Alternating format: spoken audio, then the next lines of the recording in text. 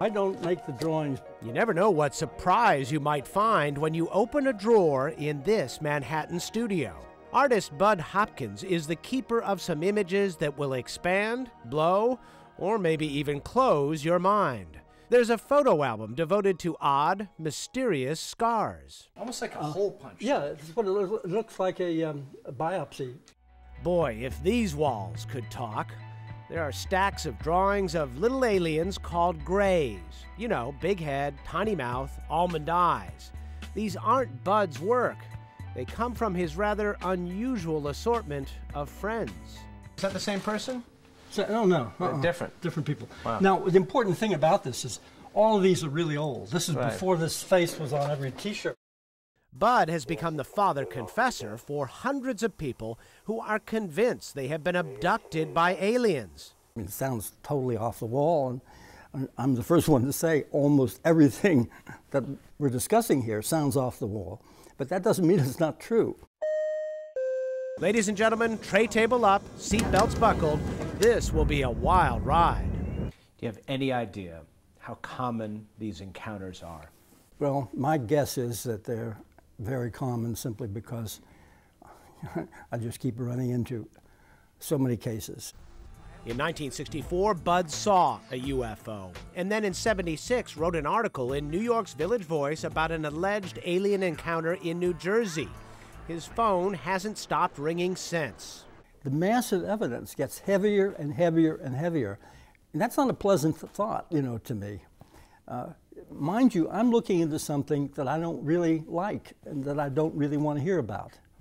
But I'm working with people who have suffered. It's a little bit confusing to me. People like Mark, who believes he's been abducted several times in his life.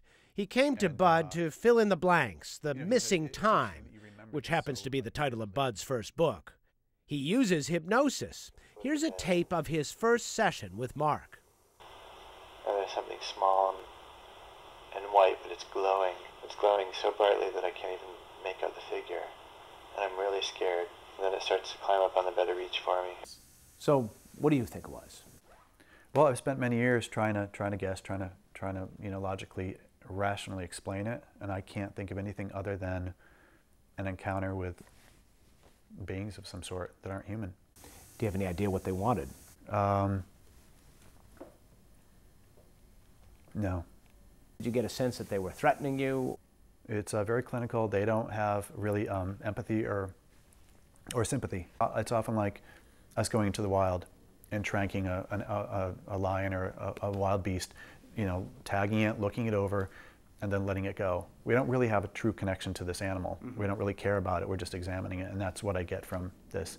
There's no malice involved. Believe it or not, it gets weirder. Or as Mark put it, this is going to push this whole thing into Wackyville. Okay, let's go to Wackyville. All right. See how we do there. Okay.